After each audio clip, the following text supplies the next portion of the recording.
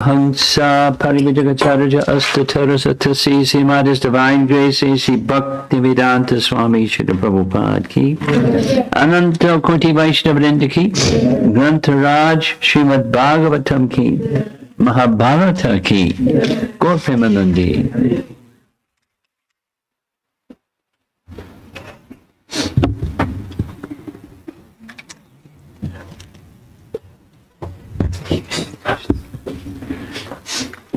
Well, so far we've been discussing kind of a combination of Srimad Bhagavatam and Mahabharata, following the lives of Queen Kunti and Bhismadeva.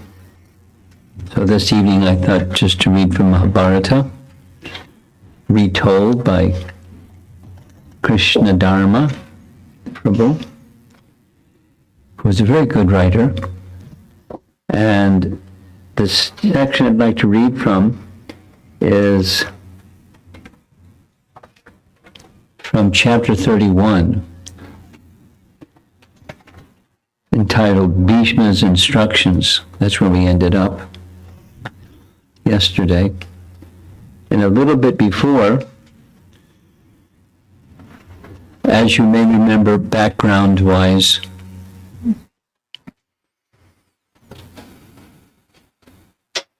Krishna is in Dwarka, and he's together with his ministers, and he's not the king. Yudhishthira is the,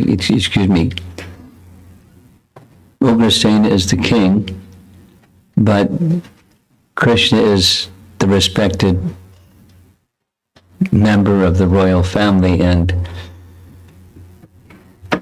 seated in his seat in the royal assembly, in comes two messengers around the same time. First is a messenger from Yudhishthira, who is at this time living not in Hastinapur, but where was he living? In Indraprastha, right? And he was given nothing, just a forested place, but it's become a fantastically opulent place, and he wants to become the emperor of the world because he knows that's what Krishna wants. And so to perform the Rajasuya Yagya, he sends a messenger to Krishna, please come and preside over the Rajasuya Yagya. And at the same time that messenger comes, another messenger comes. The second messenger is a messenger from many, many, many kings on behalf of those kings who are in Jarasanda's prison. And they're devotees, and they want help. Please release us from Jarasanda's prison. Remember that? So what does Krishna do? He gives some service to Uddhava. Uddhava, what should I do? Not that Krishna doesn't know, but that's the relationship with Uddhava. Very wise. So Uddhava says, the rule is, before one becomes the emperor, he has to show either the submission of all other kings or defeat them in battle. And there's one king that is not going to submit to Yudhishthira's rule, and that's Jarasandha. So first deal with Jarasandha, and after he's dealt with, then you can attend the Rajasuya Yagya in that sequence. 1, 2. Krishna accepts his proposal, not that Krishna didn't know. And Jarasandha is dealt with, and then the Rajasuya Yagya is performed. Rajasuya Yagya, everyone, all the other kings in the world submitted. And sieges came, and this one, that one, it's a big shebang. And he was the emperor of the world, but not officially in the throne. attending that function was also Duryodhana. So Duryodhana was then invited, please come visit us at our palace. And that's when he fell into the water, because land looked like water, water looked like land. You know that incident, right? You know that incident? Yeah. Oh. It was like kind of a mystical place in the Prastha Palace, built by Mayadanava. There's a long story how it was that Mayadanava built the palace for Yudhisthira. So skipping the long story, because I want to read from Mahabharata. He built the palace. He wanted to do something to reciprocate with Arjuna. Arjuna said, I don't need something. That's okay. I don't do something to get something, and I do no business with persons. Krishna said, no, here's some service you can do. You can build a nice palace. Mayadana built a palace, mystical palace, where land looked like water, water looked like land. Duryodhana came as if he was walking across a courtyard and he fell into a pool of water. It was very embarrassing. And everyone started laughing at him. Yudhishthira said, stop laughing, he's a noble person. Krishna encouraged, laugh, laugh, laugh, laugh, laugh. Because he wanted to irritate Duryodhana, so it would end up in, a battle. Krishna wanted it. Because one of the reasons he came was to remove such persons from the surface of the earth. So, the battle happened, and after the battle, the formal, not just in Indraprastha, but the formal coronation of Yudhisthira as the emperor of the world. Part 2, because it already happened with part 1. And attending that was, the who's who of the universe. They came from other planets to participate because it's such an important event.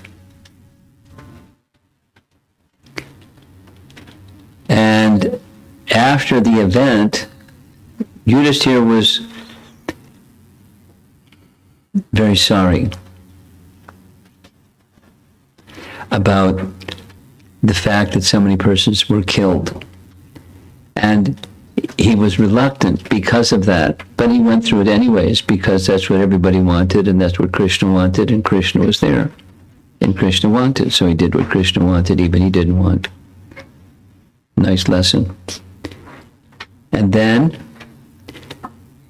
he turned to the spiritual master. Who's the spiritual master of the Pandavas? Who's the spiritual master of the Pandavas? Yeah. Vyasadeva. So he asked Vyasadeva how to atone for the sin. It's not a sin, but he's as if it's a sin. Persons were killed, but it was a religious war, so it wasn't a sin. But he was feeling.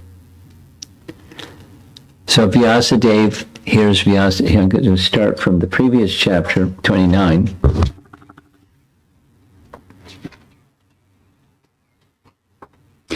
O sage, I understand that there are methods of atonement that will help me.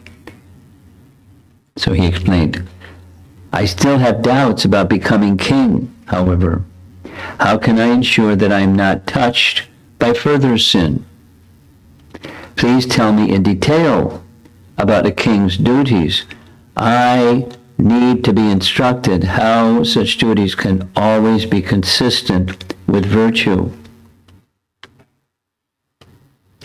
It seems to me that the acts a king must perform are often vicious and dangerous.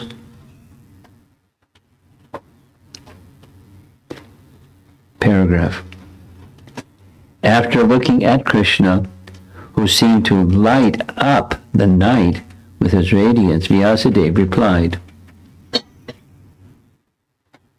If, O king, you wish to hear of morality and the duty of kings at length, you should approach Bhishma.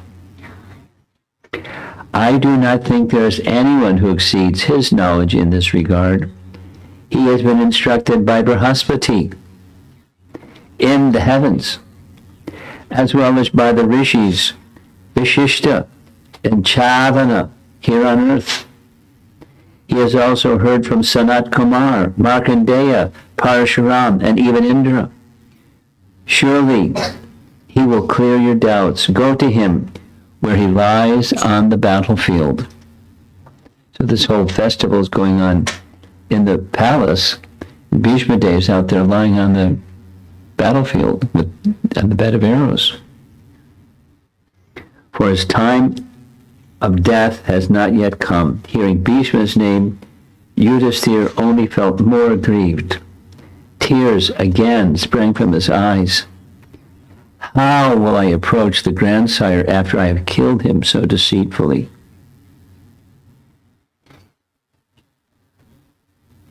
Krishna placed his hand on Yudhisthira's shoulder. Do not indulge in grief. O best of kings, you should do what this holy rishi has said. Go to Bhishma and hear from him about your duties. With your doubts cleared by that great man, you should then satisfy the Brahmins and your brothers and become king. Unequivocal instruction. The discussions had gone on all night. At the first light of dawn, appearing on the horizon, Yudhisthira decided to accept Vyasadev's advice and to go see Bhishma. Rising up for the good of the world, he said, so be it. After getting myself duly consecrated by the Brahmins, I will approach the wise Kuru king, grandfather. But he couldn't go against Krishna's desire, etc., etc. So he got all decorated in royal attire because he knew that Bhismadeva wanted that. He wanted to see them as the king. Bhismadeva wanted that. As the procession made its way along the road, this is of the whole scene.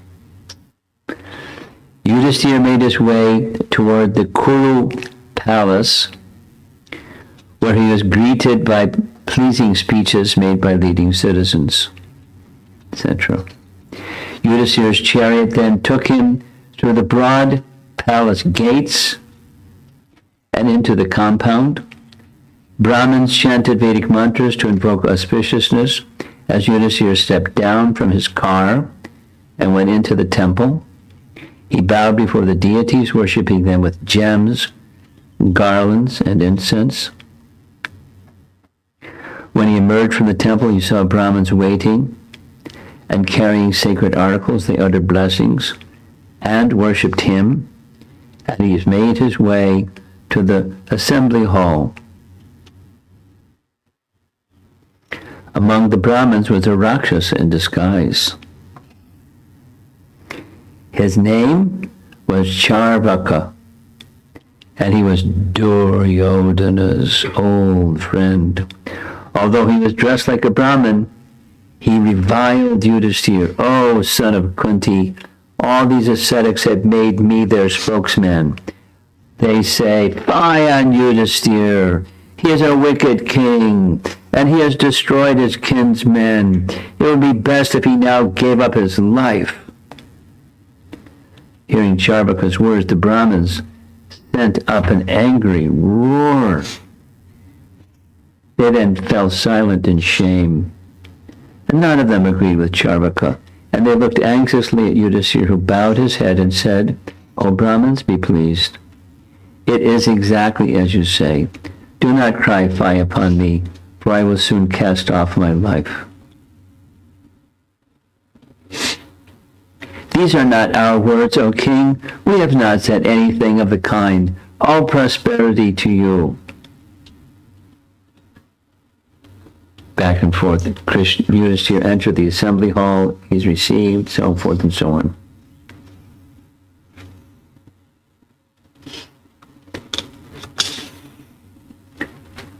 The noble noble Yudhisthira was concerned that Dhritarashtra would now be disregarded or even ill-treated. Most people blamed him for the devastation after making it clear that he would not accept such behavior toward the blind monarch. Yudhisthira appointed his ministers, etc., etc. The morning following the installation, Yudhisthira thought again of Bhishma. It was time to return to the battlefield. The Pandava king went to consult with Krishna. When he entered Arjuna's palace, he found Krishna sitting on a large white sofa, bedecked with gems. The dark-hued Krishna, clad in yellow silk and adorned with celestial ornaments, resembled a sapphire set in pure gold. Yudhisthira said, "Oh, foremost of intelligent persons, have you rested well? Are your faculties fully invigorated? O divine Lord, by your favor we have regained the world and have not transgressed the duties of our order. Please tell me what should be done now." Krishna made no reply. He appeared to be in meditation. Surprised, Yudhisthira said, "Wonderful it is, O you of immeasurable power, that you are wrapped in meditation. Seeing that you have withdrawn yourself from the world and adopted the fourth state of absorption in the self, I am filled with wonder. As calm as a lamp in a windless place, you appear as immobile as rock, your bodily hair standing erect on your body. If I am fit to understand the cause, O Govinda, please tell me."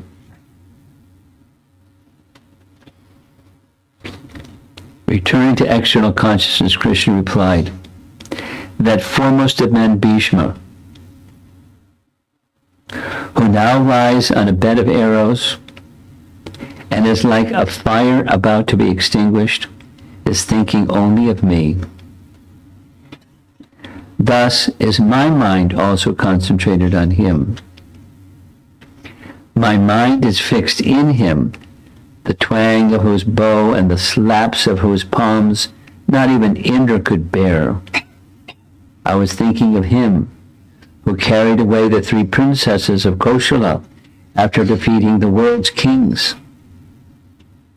I was wrapped in thought of he who fought for 23 days with Parshuram before the sage finally admitted his inability to overcome that best of his own disciples.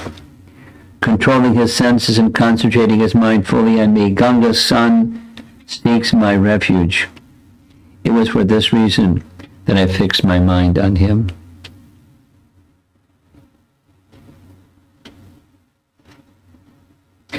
Krishna told Yudhisthira that Bhishma would soon depart, and thus he and his brothers should leave at once to see him.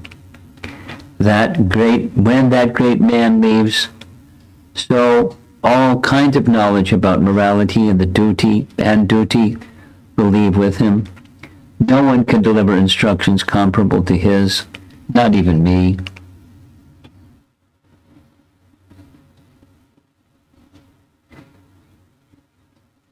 Suppressing his tears, Yudhisthira replied, "What you have said about Bhishma is true. I have heard of his greatness from the Brahmins. Now you, whose words are truth itself, have confirmed the same.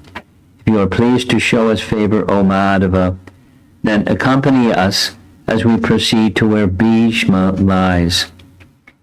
When the sun turns toward the north, some days from now, he will leave for the heavens by his own sweet will. Let him see you one more time before then, dear Krishna. You are the shelter of the eternal Brahman and the final resting place of all beings." Krishna turned toward Satyaki, sitting nearby. "Let my chariot be yoked. We will leave at once." Yudhisthira touched Krishna's feet, who then stood up and embraced the Pandava. he went out of the palace and immediately made arrangements to go to the battlefield. Mounting his chariot, he was driven along Hastinapur's central highway, followed by his brothers and Krishna, each mounted on their own chariots. They soon arrived at Kurukshetra, witnessing again the awful scene of the 18-day war. The field was littered with the wreckage of weapons and chariots. Skulls as white as conches were lying everywhere. Animal bones lay in heaps. The field looked like an abandoned sporting ground used by the great destroyer Mahadev.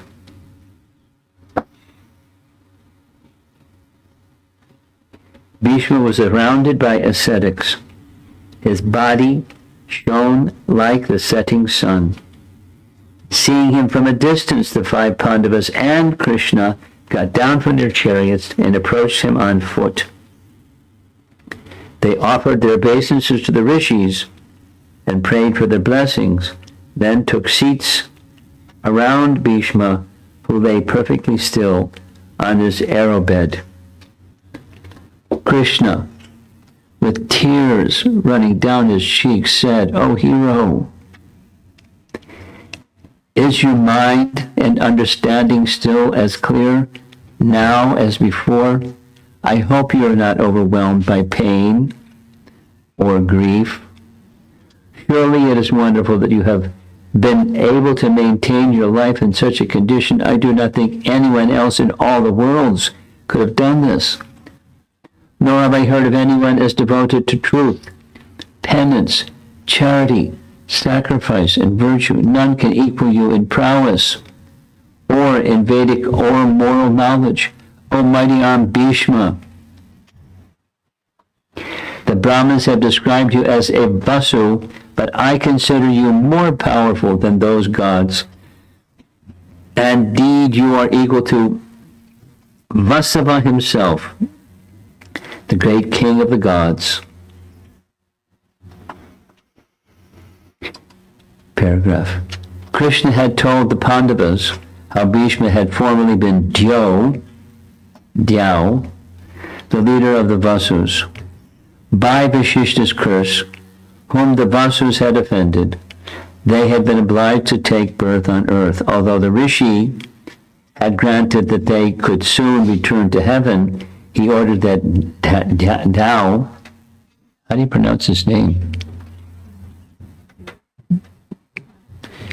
D-Y-A-U. Dhyau. Okay.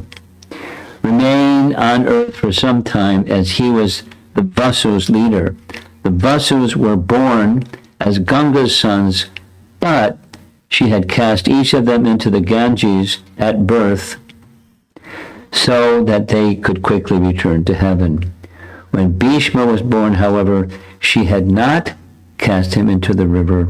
Rather, the other Vasus had endowed him with their own power, and he had become equal to all of them combined. Thus, he was invincible on earth. After praising Bhishma at length, Krishna asked him to remove Yudhishthira's doubts about his duty. Now, the Bhagavatam version is a little different, but that's okay. Dispel the sorrow of the Pandu's eldest son. He is distracted by grief because so many of his kinsmen were slain in the battle. Other than you, O foremost of orators, none can destroy the doubts that arise regarding duty. Persons like you live only for others' benefit. Salas, Kunti's virtuous son, whose mind is heavy with anguish.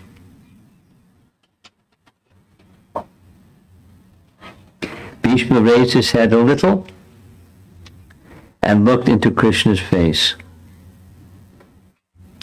Obeisances to you, O divine Krishna. You are the creator and the destroyer of all things. Everything material and spiritual emanates from and rests upon you eternally. I can now see your universal form with all its divine attributes. I take refuge in you, O Lord, and beseech your mercy. Tell me, O all-powerful Supreme Person, what will be the best for me now? I desire only to reach your blissful abode.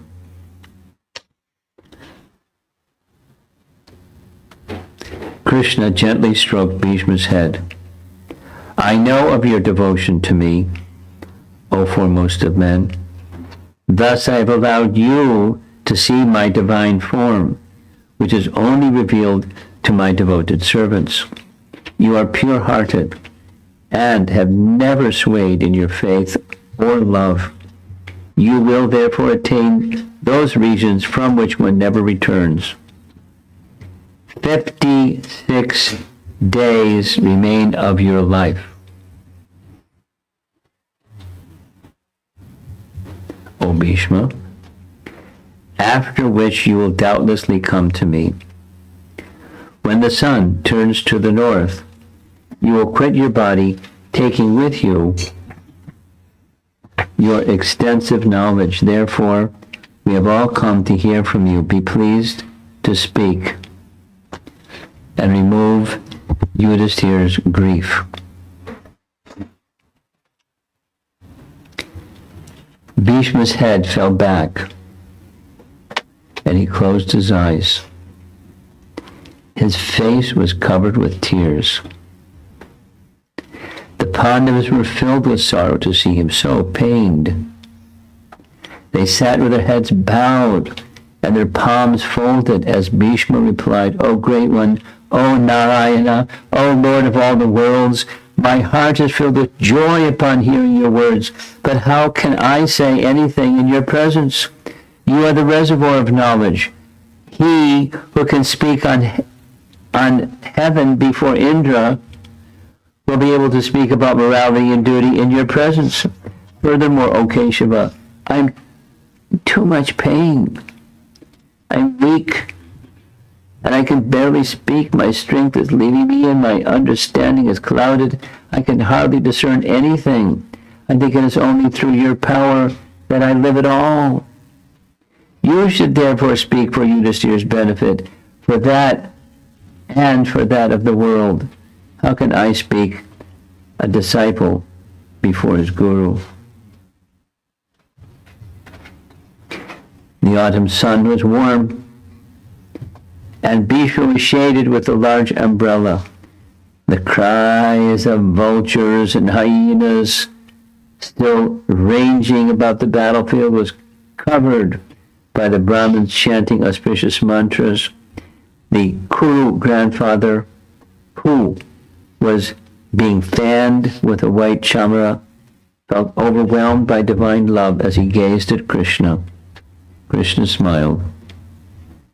Your words become you, O powerful one, who are a great soul and the foremost of Kuru's race. Regarding your pain, hear now the boon I will grant you out of love. From now until you die, you will be free of pain, hunger, thirst, and bewilderment. Your perception and memory will remain unclouded, and your mind will be peaceful. Your knowledge will be as clear as to you as fishes in a still lake. Thus, you will be able to answer all of Yudhishthira's questions. As Krishna spoke, a shower of flowers fell from the sky. The rishis praised Krishna, while the gods played divine instruments. A cool, fragrant breeze blew, and everything became peaceful. Even the animals and birds were silent. The sun was setting. Krishna told Bhishma that he and the Pandavas would return the next morning to hear him speak. After they had bowed before the grandfather, they left on their shining chariots, going to their nearby riverside encampment to spend the night. Then there's a break. The next day, Dhaumya led the Pandavas and Krishna back to Bhishma as he rode out from the camp on a chariot as bright as fire. Yudhishthira resembled Kuvera, surrounded by the Guyakas. We heard that. It's the same message as Bhagavatam. Krishna and Arjuna were seated on the same chariot, and they appeared like a couple of resplendent gods.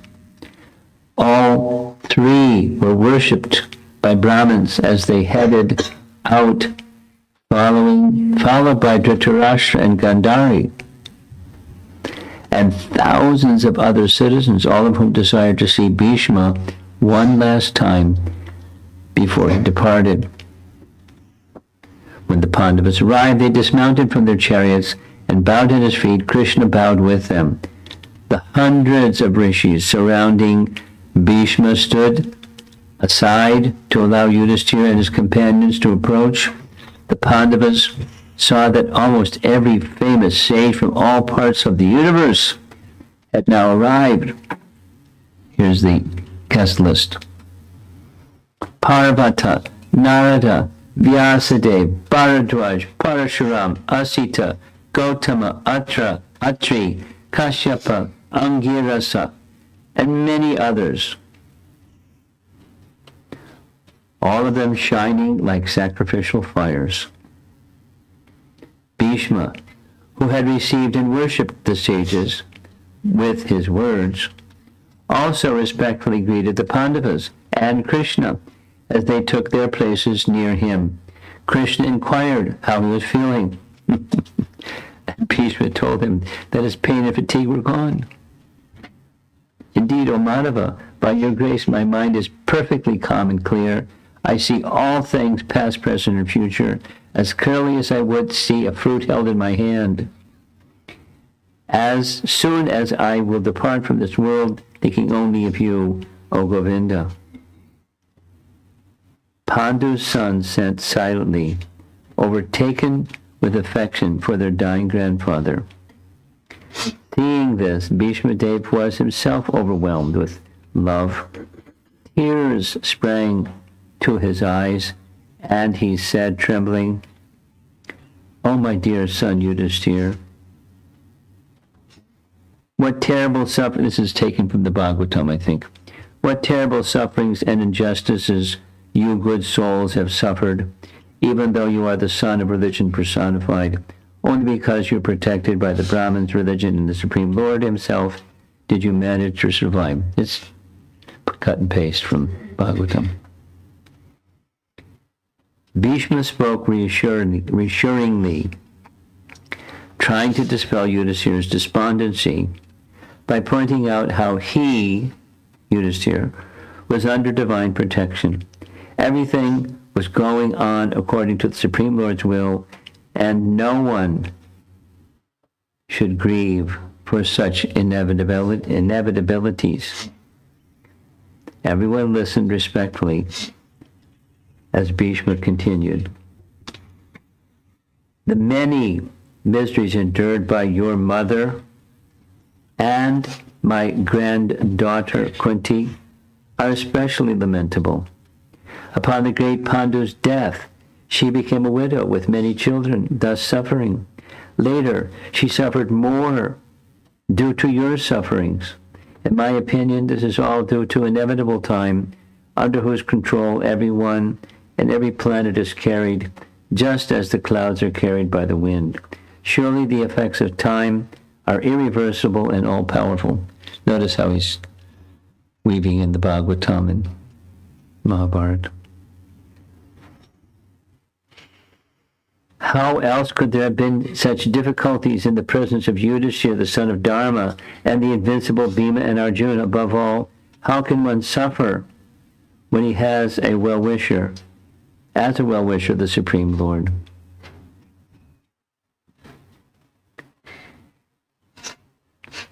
So now let's go to his instructions. O King, looking at Yudhishthira, only great personalities such as Shiva, the godly Rishi Narada, and the divine sage incarnation Kapila know about Krishna's confidential glories by their own direct relationship with him, my dear child Yudhishthira. That personality whom, out of ignorance, You thought to be your maternal cousin, your very dear friend, well-wisher, counselor, messenger, and benefactor, is in fact the Supreme Lord of the entire material and spiritual creation. Bhishma went on describing Krishna's position, whom, he explained, was present in everyone's heart as the super soul, equally kind to everyone. He was free from the false conception of differentiation. He did not see other creatures in terms of the body they inhabited. Thus, whatever he did was free from material consideration. Bhishma stopped for a moment, overcome by spiritual ecstasy. Tears flowed freely down his face, and Yudhisthira wiped them away gently with a soft cloth. Recovering his composure, Bhishma continued, "Yet, despite being equally disposed toward everyone, that very Krishna has graciously come before me while I'm ending my life, for I am his unflinching servant."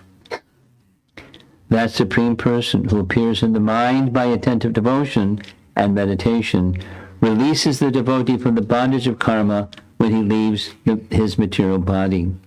May my Lord, who is four-handed and has a beautifully decorated lotus face with eyes as red as the rising sun, kindly await me at that final moment of my life. Again, it's Bhagavatam, laced in with Mahabharata. Bhishma spoke in a voice that touched the hearts of all present. Krishna returned his affectionate gaze and raised his hand in blessing. He glanced across at Yudhisthira and nodded slightly, indicating that the Pandava monarch should now place his doubts before Bhismadeva. Didn't say it, just his eyes said it. Yudhisthira then began to ask about the essential principles of various religious duties. Bhishma responded in detail, repeating the Vedic knowledge he had imbibed from the celestial rishis and had personally realized. He cited many examples from the ancient histories to illustrate his points, and his audience was spellbound. Even the gods assembled to hear his instructions, and the day soon passed.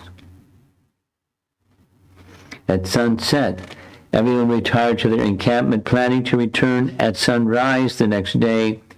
For more than 50 days, the conversation continued. Bhishma first defined all the classifications and duties of the forecasted orders of life in terms of the individual's qualifications. Then, he systematically described how one could become free from material entanglement even while still engaged in work. He further explained acts of charity, a king's practical duties, and which activities led to salvation. Bhishma answered Yudhisthira's questions to the Pandavas' full satisfaction. At the end of the 50 days, Yudhisthira felt his doubts and uncertainty cleared. Gradually, the sun moved toward its northern declination. As it passed into the northern hemisphere, the time favored by perfect yogis for leaving the world, Bhishma ended his instructions to Yudhisthira and thought of departing. Being completely free of material attachment, he withdrew his mind from everything else and fixed his eyes upon Krishna, who stood before him, displaying four hands and dressed in glittering yellow garments. Bhishma then stopped his sense activity and began to pray to the controller of all living beings, quote, "Let me now invest my thinking, feeling, and willing, which were so long engaged in different subjects and occupational duties, in the all-powerful Lord Krishna. He is always self-satisfied, but sometimes, being the leader of the devotees, he enjoys transcendental pleasure by coming to the material world, although he himself created the material world. He has appeared on earth in his transcendental body, which is blue like a tamal tree. That divine body attracts everyone in the 3 planetary systems. May his lotus face, decorated with sandalwood pulp, be the constant object of my attraction, and may I not desire any material results from my acts.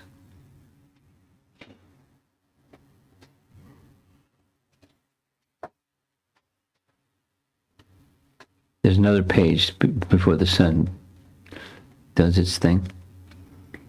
Remembering his encounters with Krishna during the war, Bhishma continued, quote, on the battlefield, Krishna drove the chariot of his intimate friend Arjuna, his flowing hair ashen-colored due to the dust raised by the horse's hooves.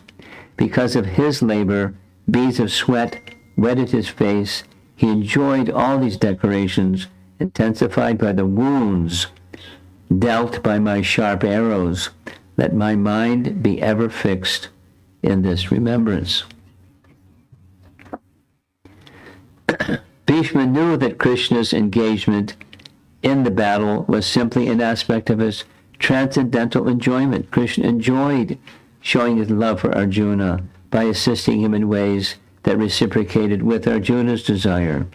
He had enjoyed a similar reciprocation with Bhismadeva, who had relished the sight of Krishna rushing toward him in anger. Remembering that loving exchange, Bhishma recounted the pastime, quote, fulfilling my desire, St. Bhagavatam quote, and sacrificing his own promise, he got down from the chariot, took up a wheel, and ran toward me just like a lion goes to kill an elephant. That image is forever fixed in my mind. Krishna's beautiful, blackish face, smoldering in anger, as he charged towards me with his bright yellow garment falling to the ground. My arrows shattered his armor, and his body was smeared with the blood of his wounds. May that Lord Krishna, the Supreme Person who awards salvation, be my ultimate destination. Chivalrous rasa to the max. The old Kuru hero felt sorry that he had attacked Krishna, although he knew that his arrows could not have harmed him. Becoming silent for some time, he meditated deeply upon the incident. He had felt an intense ecstasy when Krishna had come at him in anger. Krishna himself had obviously been experiencing pleasure, enjoying the mood of chivalry created by the fight. Bhishma found himself swimming in the remembrance of that feeling. Surely the exchange with Krishna on the battlefield had been the most sublime moment in his life. Now, here was the same Supreme Person mercifully standing before him, despite the fact that Bhishma had assailed both him and his intimate friend Arjuna during the war.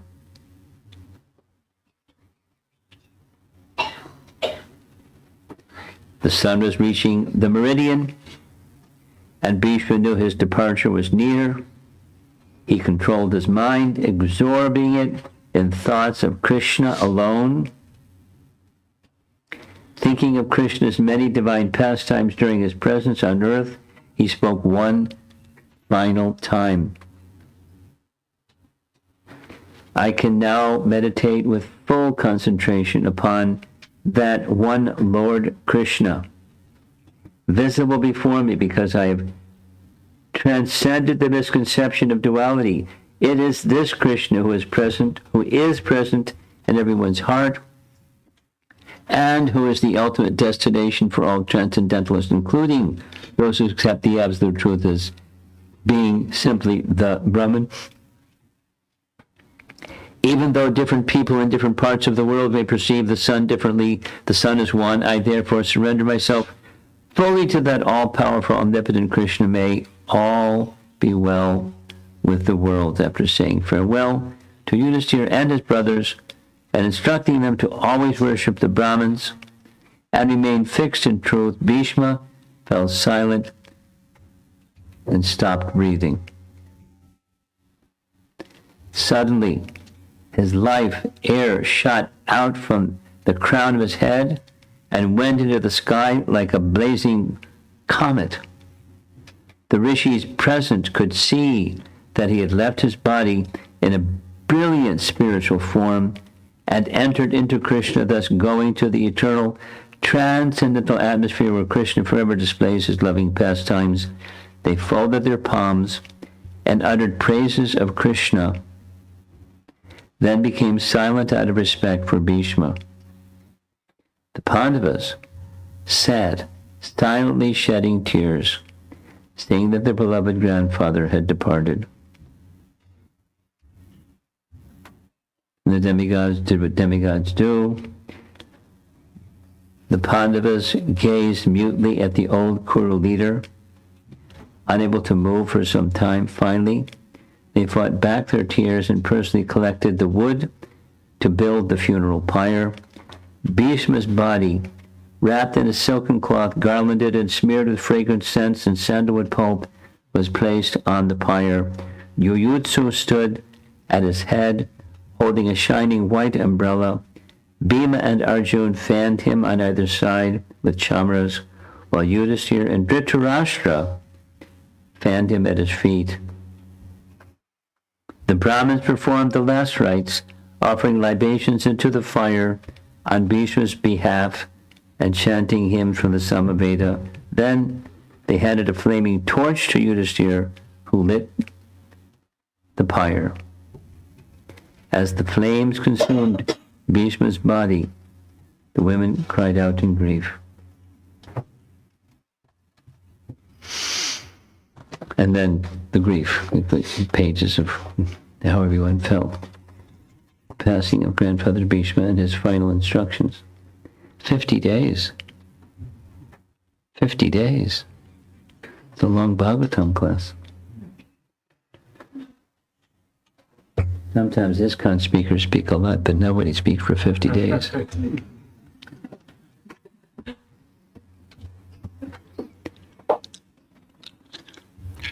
So the intention of going through this, the Mahabharata, and for that matter, the topic of Bhishma, following the topic of Queen Kunti, is just to give some appreciation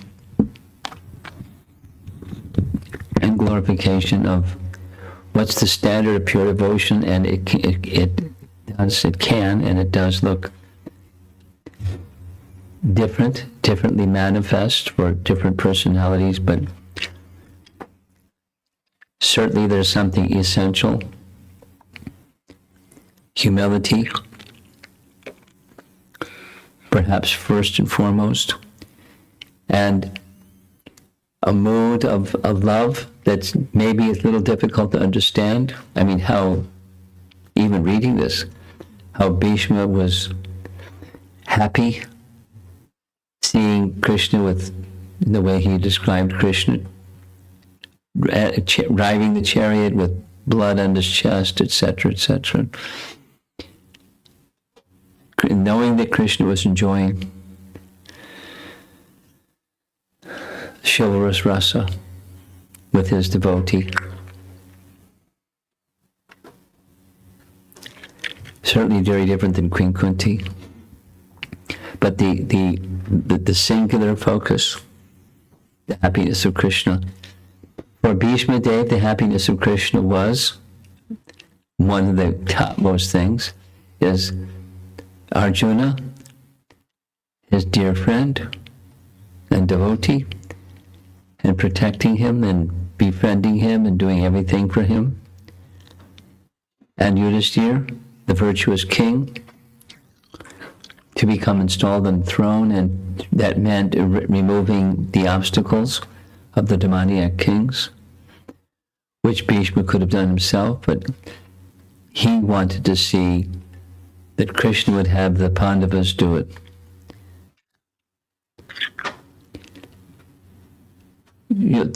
Conflicting emotions. How do you handle conflicting emotions? become a pure devotee, and you can handle conflicting emotions, because then they're not conflicting. They appear to be conflicting, but Krishna's happiness is everything. And if you don't get there, then you'll have conflicting emotions. And even the conflicting emotions, they're conflicting emotions, like Kunti.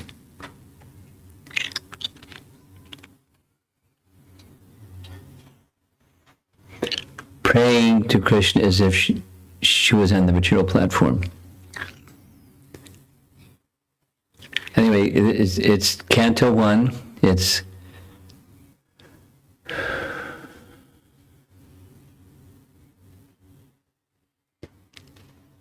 There was a question. She's not here. She has some other. Your wife had a question about. Yeah. So I have a partial answer. Her question was, because we were discussing Canto 1 a bunch, why is it that Canto 1 is described, or the heading for the canto is creation? So here's a partial answer.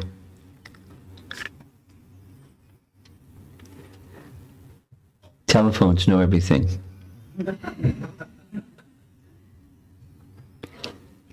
Here's the answer. Let's see.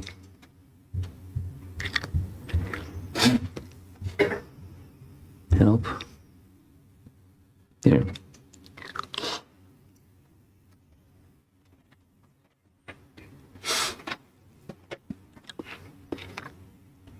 Canto 2, verse number 1, invocation. Prabhupada writes a purport. In the first, this is quoting Prabhupada, cut and paste. In the first canto of Srimad Bhagavatam, the principles of creation are described, and thus the first canto may be called creation. Similarly, in the second canto, the post-creation cosmic manifestation is described. The different planetary systems are described in the second canto as different parts of the universal body of the Lord. For this reason, the second canto may be called the cosmic manifestation.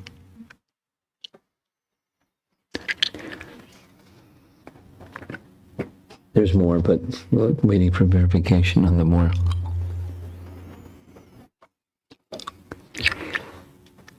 Certainly, there's a description from the Padma Purana, Bhagavad Mahatmya section of Padma Purana, where the cantos are compared to the parts of Krishna's body in the first two cantos, or his two lotus feet. So we're spending time at the lotus feet of Krishna by going through these two chapters 8 and 9 from Canto 1. That's a nice place to be, at the lotus feet. And then consecutively, as the cantos unfold, the principles established in the first two cantos are expanded upon and expanded upon and expanded upon and elaborated and so forth from different angles. But the foundational understandings were given in the first canto, second canto. So they're very important. And to go through them slowly, even more slowly than what we did, is very nice. That was what I was hoping to accomplish. So let's see if there's some discussion.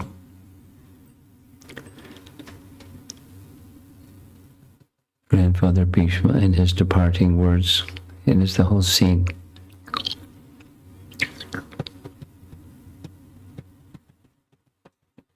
Yes.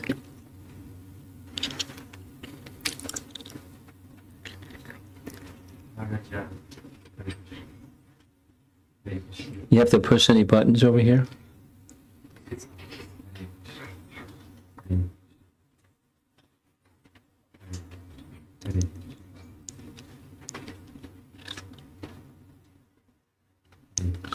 Hare Krishna, Hare Krishna. This one works.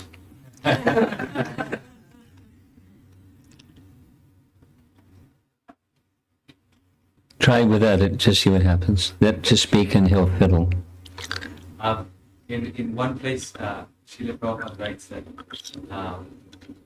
through the example of Bhismadeva, the Lord wanted to show that even if you are the son of the Ganges and you are as powerful as Bhishma is, if you are standing in front of you, if you're opposing the Lord and his devotees, you cannot succeed or prevail.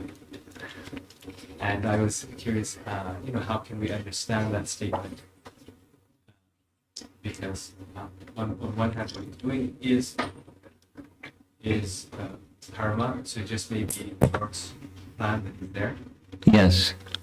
Or it could be that, no, he was, it could be that, well, he really shouldn't have done that.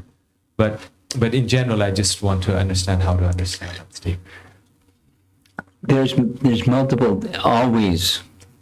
things going on at the same time. With different lenses or different layers or different just many things going on. One of the qualities of Krishna is by doing one thing, he's simultaneously accomplishing many things. That's one of his 64 qualities.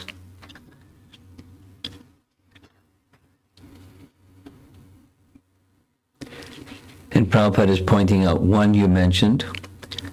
Another Prabhupada mentioned, if you don't protect women, you're going to be destroyed, or you're going to have great difficulty. And he should have, could have, but he didn't.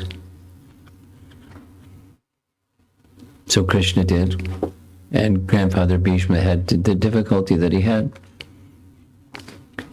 And there's layers and different lenses through which you can see things. But in the higher sense, he's a pure devotee, and he doesn't do anything other than the indication of Krishna. So if he does something or doesn't do something, it's by the indication of Krishna to permit a lesson for us and the satisfaction of Grandfather Bhishma. Now we hear Yudhishthira feeling sorry for what has happened. We don't hear anything about Yudhishthira, about Bhismadeva feeling sorry about what has happened. Firing arrows, striking Krishna's body, taking the side of Duryodhana. We don't hear any, grief. Fixed in transcendence. So, from our perspective, what's it like? We won't know. To do things that seem contrary, but it's for the pleasure of Krishna, so it's not contrary.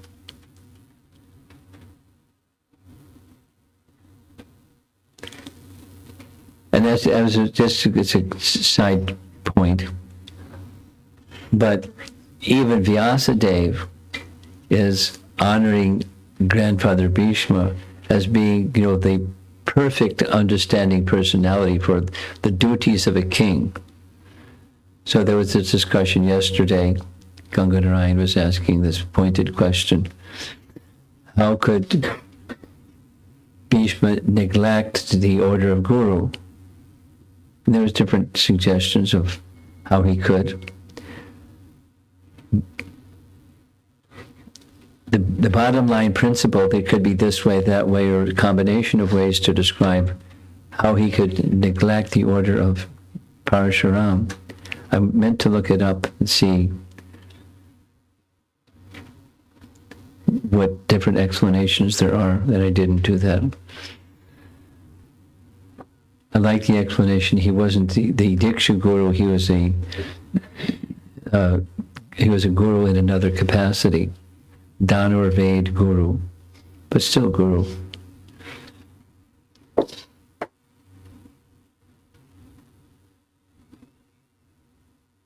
But he's a perfect knower of proper duty and virtue, so he's not a compromiser. So how to understand a personality like that? You have to be a very elevated individual. But we get a picture of the diversity of his personality, but one thing fixed on the personality of God and his pleasure and his form and wanting to be with him eternally. Okay.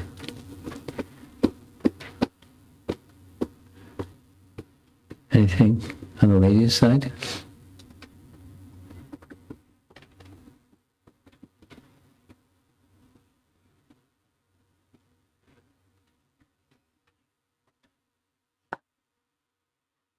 Okay.